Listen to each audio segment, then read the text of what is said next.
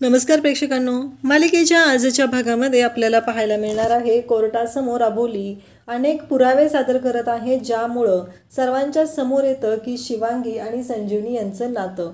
त्यासाठी अबोलीने DNA टेस्टचे report मिळवलेले आहेत. त्यासोबतच अबोलीने संजीवनीच्या घरी जाऊन काही पुरावे मिळवलेले आहेत. ते पुरावेही कोर्टाच्या समोर दिलेले आहेत आणि कोर्टाच्या समोर आता शिवांगी आणि संजीवनी या दोघींनी त्यांच्या नात्याबद्दल आणि त्यांनी केलेल्या कृत्याबद्दल खुलासा केलेला आहे. हे सगळं घडलेलं आहे आणि त्याचबरोबर समृद्धी नावाच्या मुलींचे खून का केलेले जात होते याबद्दलही मोठा खुलासा झालेला आहे. हे आपल्याला आजच्या या व्हिडिओमध्ये पाहायला मिळणार आहे. त्याचबरोबर समृद्धी संजीवनी या दोघींनाही शिक्षा झालेली आहे, पण अजून दीपशिखाबद्दलचं कोड सुटलेलं नाही. ते कोड कशा पद्धतीनं सुटलं जाणार आहे ते आपल्याला पाहायला मिळणार आहे. त्यासाठी हा व्हिडिओ शेवटपर्यंत पहा. अबोली कोर्टामध्ये पुराव्यांवर पुरावे सादर करत असते आणि अबोली ज्या पद्धतीने कोर्टामध्ये ॲक्शन घेत असते, पुरावे सादर करत असते, त्यावेळी संजीवनीकडे गप्प बसण्याशिवाय कोणताही पर्याय नसतो. कारण संजीवनीकडे ज्या गोष्टी घडत असतात त्या एवढ्या भयानक असतात की त्याचा विचार संजीवनीने स्वप्नातही केलेला नव्हता. तिला कधीच वाटलं नव्हतं की अबोली अशा पद्धतीने काहीतरी करेल आणि अशा पद्धतीने सत्य समोर येईल. हा विचार तिने केलेला नव्हता. पण आत्तापर्यंत संजीवनीने ज्या गोष्टी केलेल्या आहेत त्या सर्व गोष्टी अबोलीने ज्या पद्धतीने कोर्टाच्या समोर आणलेल्या आहेत त्यामुळं खूप मोठं सत्य आलेलं आहे आणि शिवांगी त्याचबरोबर संजीवनी यांना शिक्षा सुनावलेली आहे. तर हे सगळं पाहण्यासाठी हा व्हिडिओ शेवटपर्यंत पहा. त्याचबरोबर चॅनलवर नवीन असाल तर चॅनलला सबस्क्राईब करा, व्हिडिओला लाईक करा. अबोली कोर्टाच्या समोर सांगते की ह्या संजीवनी साठे आहे त्यांच्या या मुखवट्यामागचा हा क्रूर चेहरा. मग तिने जो घातलेला मास्क असतो तो फाडला जातो टाराटारा. त्याचबरोबर तिच्या केसांचा टोप तिथे काढला जातो. मग तिथे संजीवनी म्हणत असते की या सगळ्या गोष्टींवरून हे सिद्ध होत नाही की मी माझ्या चेहऱ्यावर असलेली जी खून आहे त्यासाठी मास्क घालते आणि मी केसांचा विक वापरते. या सगळ्यावरून तर हे सिद्ध होत नाही की मी गुन्हेगार आहे, हे ती बोलत असते.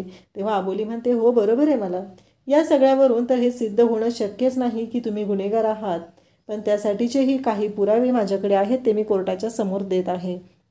मग अबोली सांगते की मी कोर्टाच्या समोर अशा गोष्टी सादर करणार आहे की ज्यामुळं संजीवनी मॅडम कधी मान्यच करणार नाहीत की त्या शिवांगीची मावशी आहेत.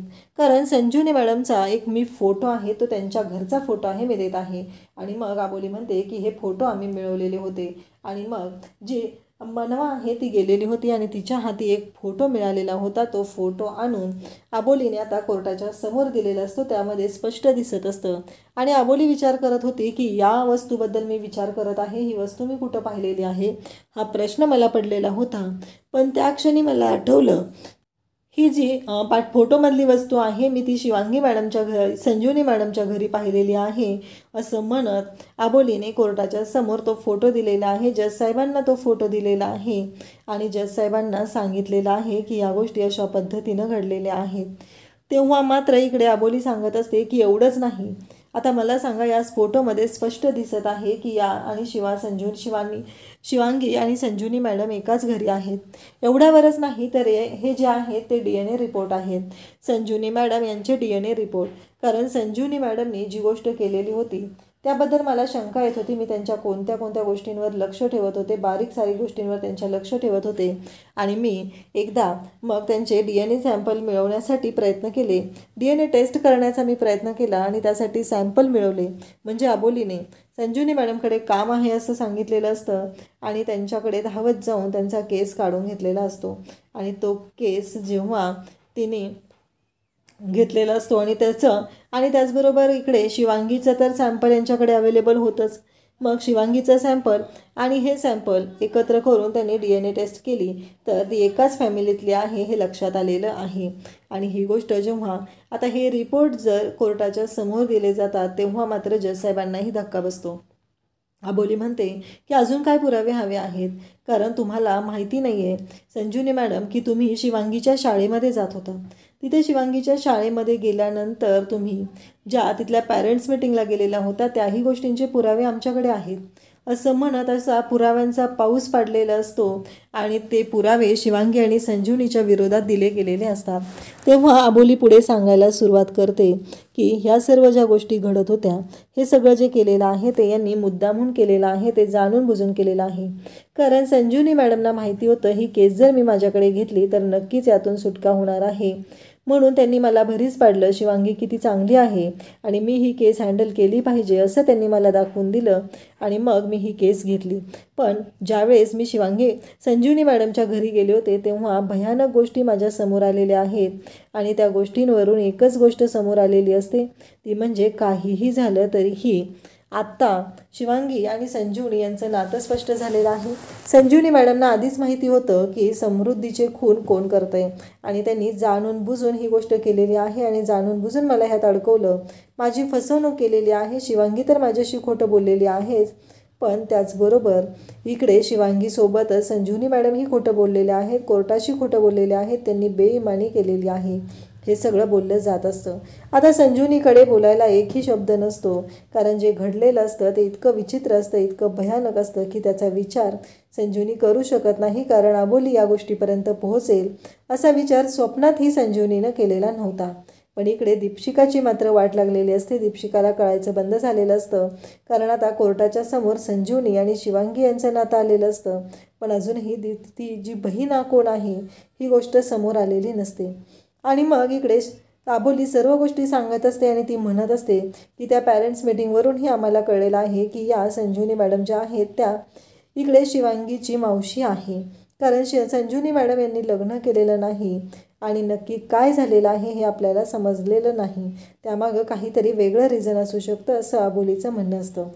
त्याचबरोबर अबोली बोलत असते तेव्हा शिवांगीला ती विचारू लागते की सांग शिवांगी नक्की काय आहे. आणि इकडे अबोली संजीवनीला म्हणत असते की हो, साथीदार तर तुम्हीच असणार आहात, तुम्ही या सगळ्याचा मास्टर माइंड आहात.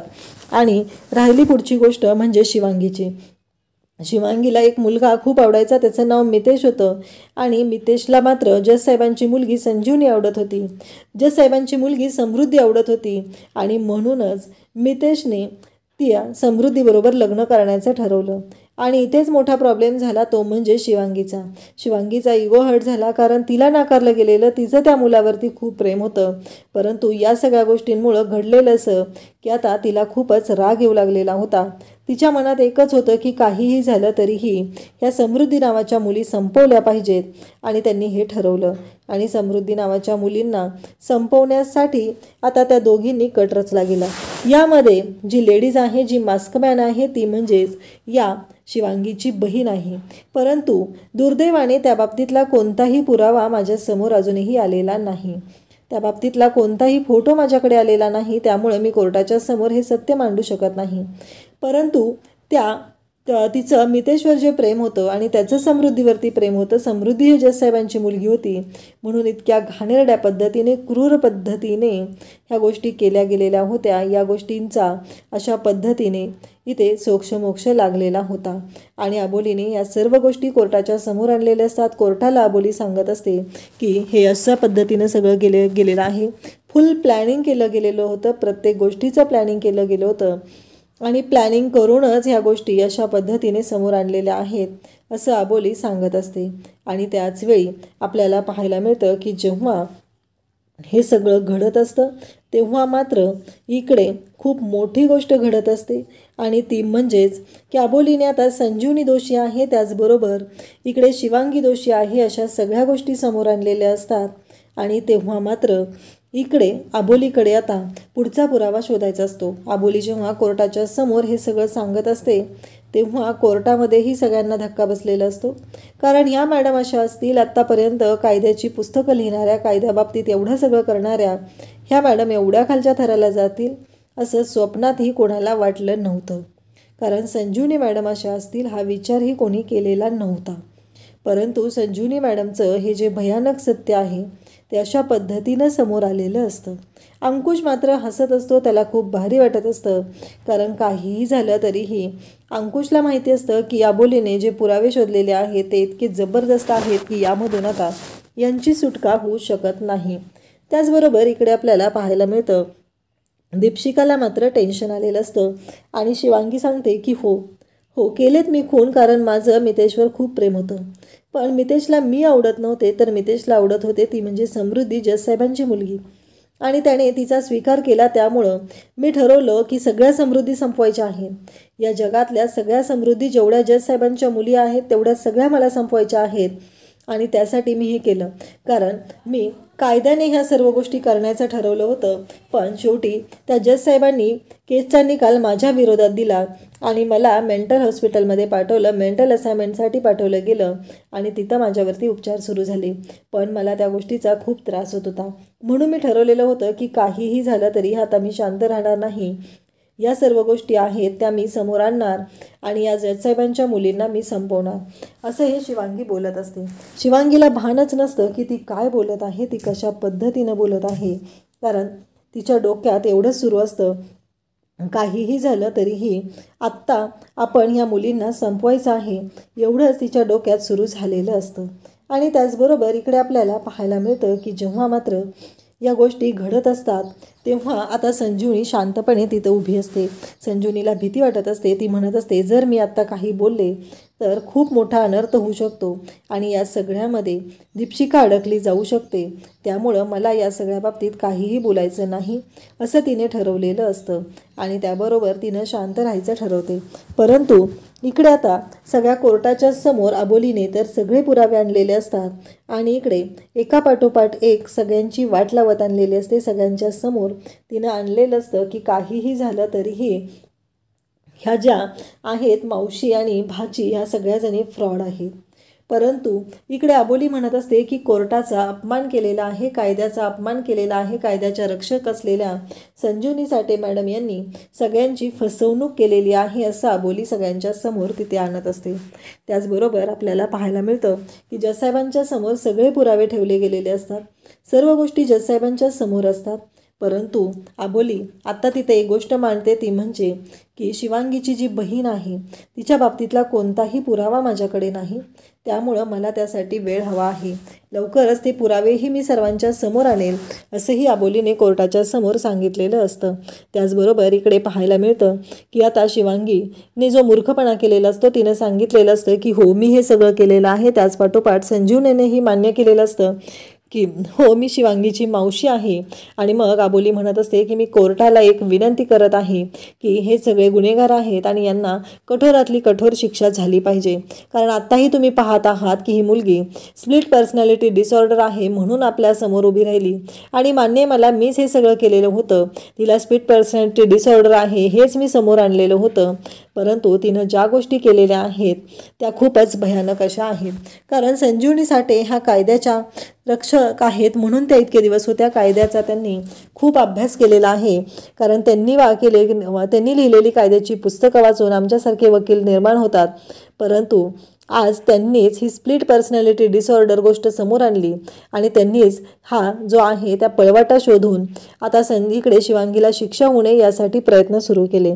परंतु आता सगळ्यांना कळलेलं आहे की शिवांगीला कोणताही आजार नाही आणि त्याचबरोबर आता लवकरात लवकर शिवांगीला शिक्षा ठोठावण्यात यावी.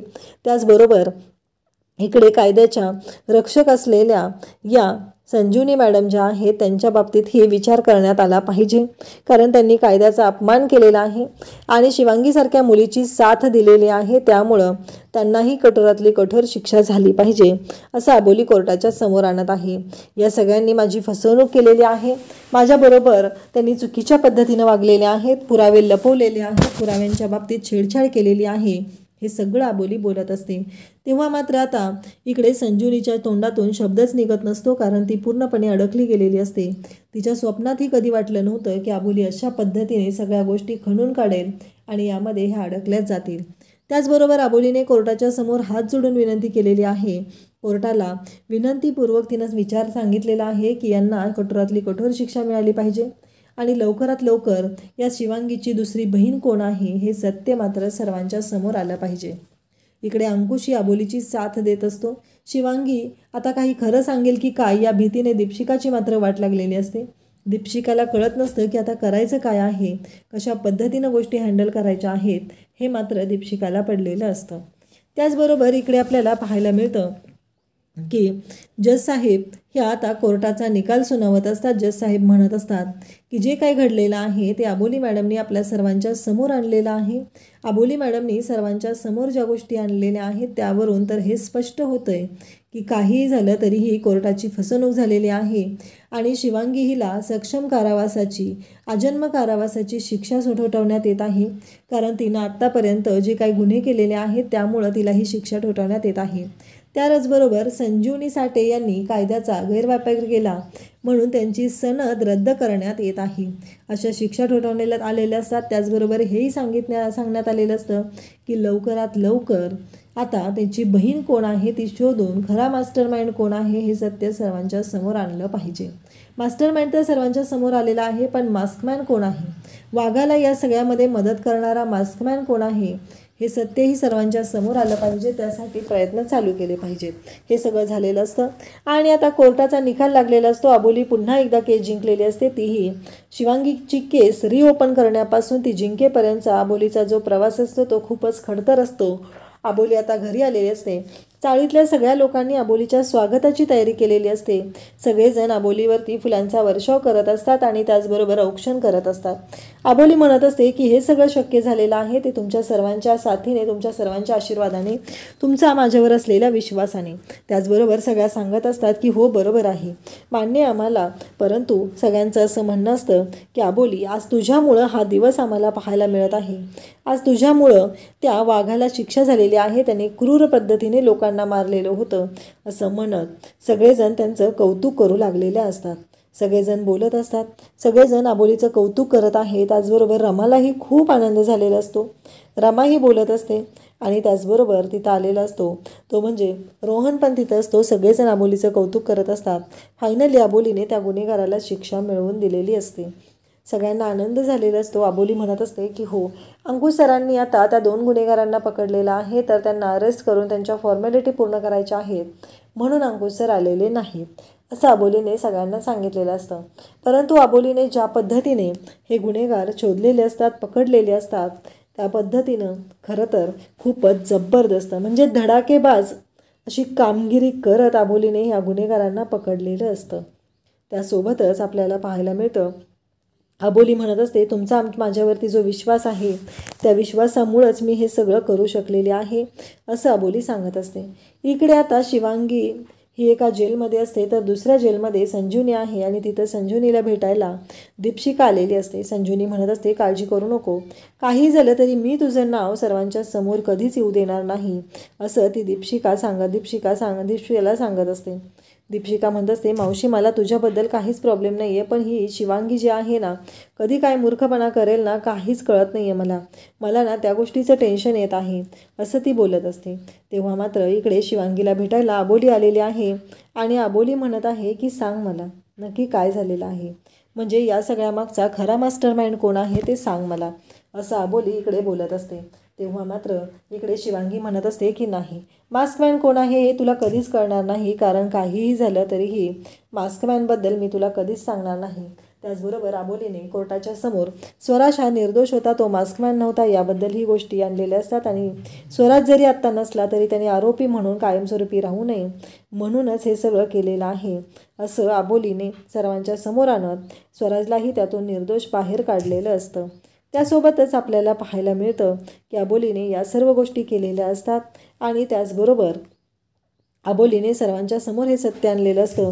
परंतु आता इकडे अबोलीला अजूनही शिवांगीने सांगितलेलं नसतं की काय घडलेलं आहे आणि आता अंकुशला पोलीस स्टेशनमध्ये एक कॉल येतो आणि ती व्यक्ती सांगू लागते की हो मला शिवांगीबद्दल सगळं माहिती आहे, त्याचबरोबर तिच्या फॅमिलीबद्दलही मला सगळं माहिती आहे असं ती व्यक्ती अबोलीला सांगत असते, अंकुशला सांगत असते. आणि आता शिवांगीच्या फॅमिलीबद्दलच्या या सर्व गोष्टी माहिती आहेत हे सांगितलं जात असतं. इकडे अंकुशला आता कळलेलं आहे की ती व्यक्ती कोण आहे, नक्की त्या व्यक्तीकडून काय घडणार आहे या सर्व गोष्टी अंकुशला कळलेल्या आहेत.